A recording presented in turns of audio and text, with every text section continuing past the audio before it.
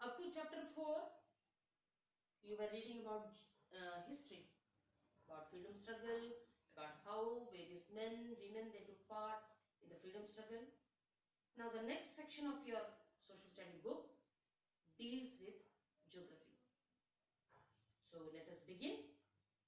And all of you take out your book, prescribed book, and please kindly open your chapter number 5. Imaginary lines, latitudes and longitude. In standard 3 and 4, you have read about Earth, its shape, and you have read about revolution, rotation, axis, orbit, all these things. Even you have even a rough idea of latitude and longitude also you have got in class 4. But in class 5, here we read about it in detail. So please watch this video carefully. Go through your textbook as well.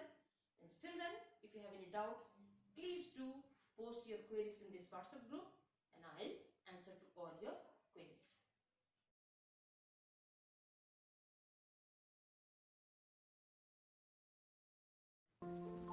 In chapter 1, we saw that explorers went for long voyages by sea to discover new lands.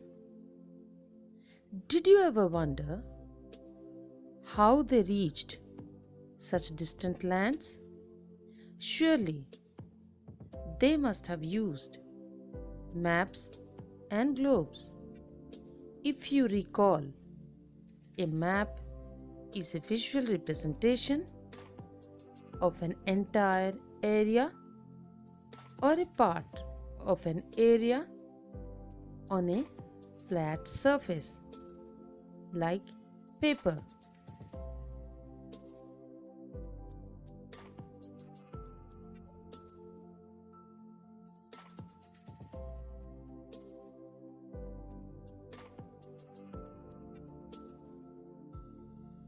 What is a globe? We all know that Earth is spherical and a globe looks quite like the Earth. A globe is a spherical, three-dimensional model of the Earth. Do you know how to use a globe?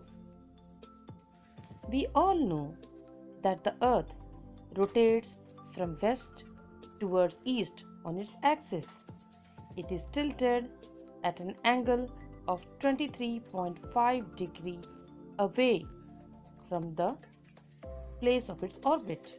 The axis of the Earth is an imaginary line which joins the Earth's surface at 2 points, the North Pole and the South Pole. There are many such lines on the globe, which will lead us to any place on the map we would like to check. In class 4th, we learned that rotation means the movement of the Earth around its axis like a top. This is the rotation. The Earth rotates from west to east. From west to east. This is the rotation. It is inclined.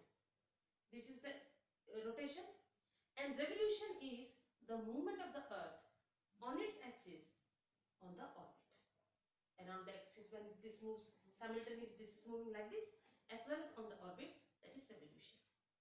Now in this chapter, we'll read about, first let us little have our attention on the board. Imaginary lines. The heading of the chapter is imaginary lines. It is not lines that are drawn on the earth. It is not iron rod line, or it is not made of rope, or it is not made up of any thread, nothing. They are imaginary lines. That means we are imagining latitudes and longitude.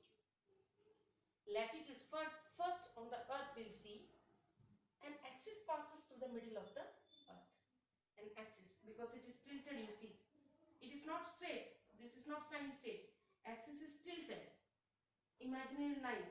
I'm telling one again and again, it is imaginary, which we are imagining. In reality, it's not there. So it runs from the center of the earth. This is the North Pole. This is the South Pole. Then The middle of the earth is the equator. The middle portion of the earth is known as equator. This is the latitude, longest latitude. This is the equator. The portion which is northwards towards the equator is known as northern hemisphere. The northern half of the earth is known as northern hemisphere. Whereas the southern half of the hemisphere, the southern part of the hemisphere which lies south of the equator is known as southern hemisphere. This is North Pole, this is South Pole. And this portion is always frozen because when the sun falls here, because this is a bulge stomach, rays of the sun reaches very slanting and very less. That is why this portion is always frozen. Now,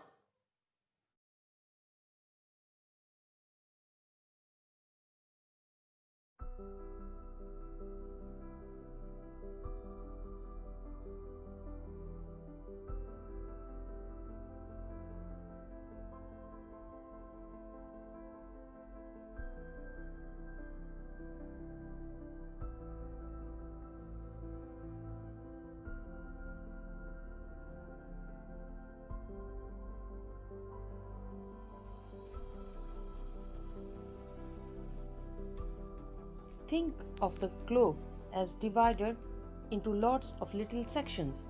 The imaginary lines running across the globe in the east-west direction are the lines of latitudes or parallels.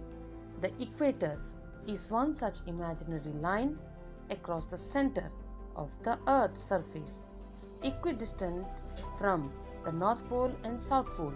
It divides the Earth into two hemispheres.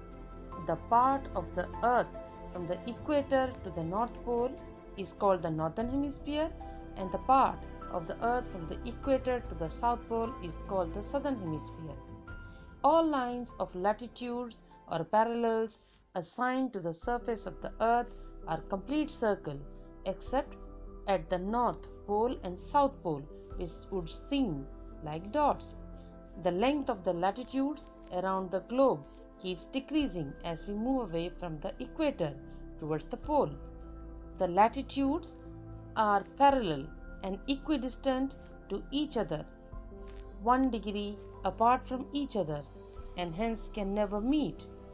There are 181 parallels formed out of these imaginary lines, that is 90 parallels in the northern hemisphere, 90 parallels in the southern hemisphere, and the equator, that makes 90 north, 90 south plus 1 equator is equal to 1. Today let us read about latitudes and longitude. First, latitude. Latitude is, imagine that if we cut this earth like onion, like rings of onion. First we'll cut here, two halves will come, then we'll cut here, we'll cut here, we'll cut here, cut here, and finally the topmost part we will get like a small piece. The same, the earth is divided equally into 90 degrees above, 90 degrees below. Here, this is 0 degree, equator is 0 degree, and from 0 degree, equally it is divided into 90 degrees. And the top is like a dot. The same thing, from the equator to southwards, it is divided equally into 90 degrees. So, totally there are 90 latitudes upward plus 90 latitudes downward plus equator equal to 181 latitudes we have in total. These latitudes are not that it's like a child is drawing lines with the scale. It is sometimes it is closer, sometimes it is farthest. No, they all are equidistant. They all are equal distant. They are as per degree. So there is nothing. No latitude is closer, no latitude is farther. Then the latitudes are parallel and equidistant 1 degree apart, which I told you 90 degrees, because this is a small representation. I cannot show you. I cannot divide it in 90 parts. So just remember that it is 90 degrees means 90 parts. Here 90 degrees means by 1 degree each, it is sliced like round rings. There are 181 parallels. The length of the latitude and globe keep decreasing as we I told you, as we are cutting the onion ring, here we will get the biggest ring. Then this ring will be smaller than this ring. Then this ring will be smaller than this ring. Finally, the smallest ring will be at the top. And when you reach to the North Pole, it will be like a dot. So these are latitudes. So children, the latitudes which are towards the north of equator from 0 degree, the north of equator is represented as plus, positive, and the latitudes which are towards the south of the equator are represented as negative. They are represented as minus. Suppose minus 10 degree s means, suppose minus 10 degree is written, minus 10 degree latitude, that means you should understand that minus 10 degree means south of equator. If it is written 10 degree latitude, means 10 degree means positive only, it is towards the top of, towards the north of the equator. Now there are some major named latitudes which you will come frequently across up to your higher studies. The 23.5 degree north latitude, it is very remarkable latitude which is also called Tropic of Cancer. The same, it is 23.5 degree north from the equator. From equator it is 23.5 degree north. It is Tropic of Cancer. The same distance down 23.5 degree towards the south is known as Tropic of Capricorn. From the equator, if you move to 66.5 degree north, it is known as Arctic Circle. Whereas the same distance when you move from equator to downwards towards the south side, 66.5 degrees south, it is Antarctic Circle. I hope, like, just from equator if you move equally 23.5 degree north, you will get Tropic of Cancer. The same 23.5 degree south you will go, it is Tropic of Capricorn, and thus 66.5 degree north you will go, it is Arctic Circle. 66.5 degrees south you will go, it is Antarctic Circle. So these are latitude. There is nothing complicated in it, very simple and easy. You have to listen to it peacefully and understand it. You can remember it. Important features of latitudes. All lines of latitude or parallels assigned to the surface of the earth are complete circles except at the North Pole and South Pole, which would seem that dots.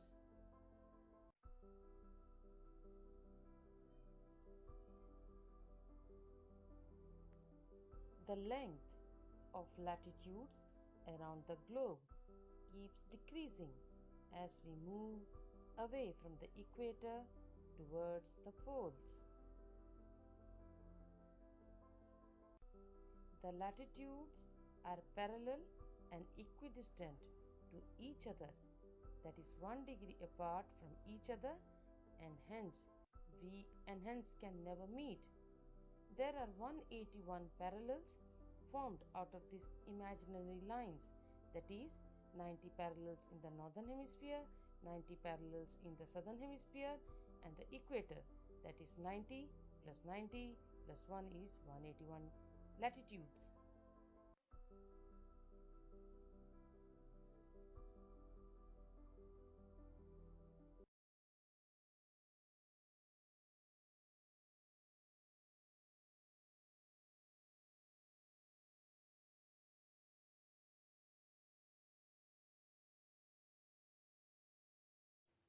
Lines of latitude are labeled in degrees and are marked from 0 degree to 90 degree, followed by north or south of equator.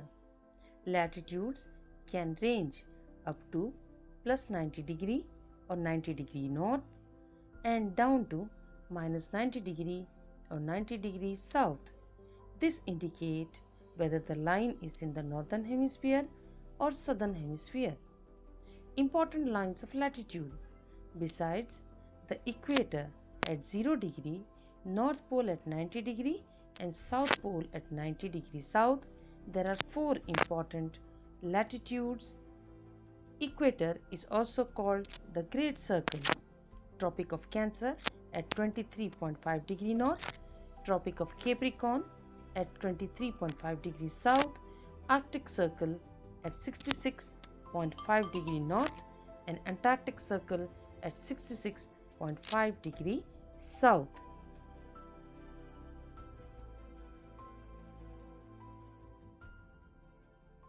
In your snippet, if you'll see here, it is mentioned the first person to reach North Pole is a matter of dispute. Actually, till today, there is little confusion about it, who reached there. Frederick Cook and Robert Edwin Peary. So both claim to have done it in 1908 and 1909 respectively. In 1911, Roald Amundsen and his four friends, they were the first men to reach South Pole. So it is known as that. There is little bit confusion that one, the persons who are doing research, they know that who was the first person. So always there is a credit of taking who was first is like that. So it is assumed that these persons were the first persons to reach the North Pole and the South Pole.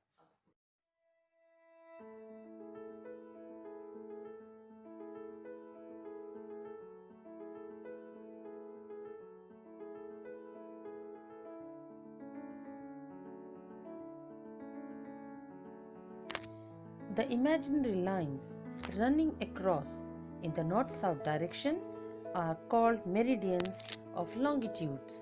The word meridian means midday. A meridian of longitude joins places which have midday at the same time. Important features of longitudes or meridians. All longitudes or meridians are of same length. The maximum distance between the two meridians is at the equator. The distance between the two meridians decreases as they move away from the equator. They do not run parallel and meet only at the two poles. Meridians cut the parallels at right angles. Meridians help to measure distance in the east-west direction.